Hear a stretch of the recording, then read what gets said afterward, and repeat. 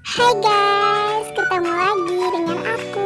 Nah, jadi kali ini aku mau kasih ke kalian tutorial coloring. Oke, lanjut ya. Langsung ke tutorialnya. Pertama kita tambahin bentuk yang sebentarnya. Terus di zoom. Terus tambahin efek. Tambahin efek salin belakang.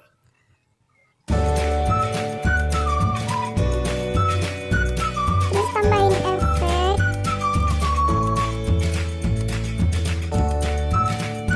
warna ya guys.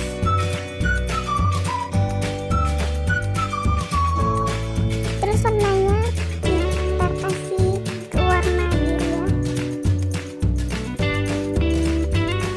Terus kita tambahin efek blur.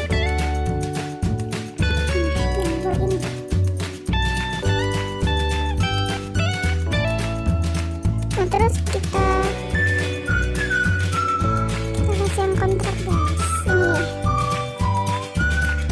Terus kita turunin ya, jadi 70 aja. Nah, udah jadi guys. Tuh.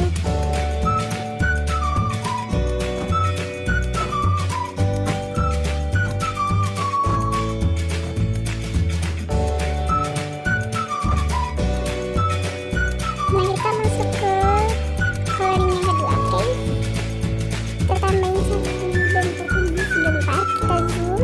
Terus kita tambahin efek salin latar belakang.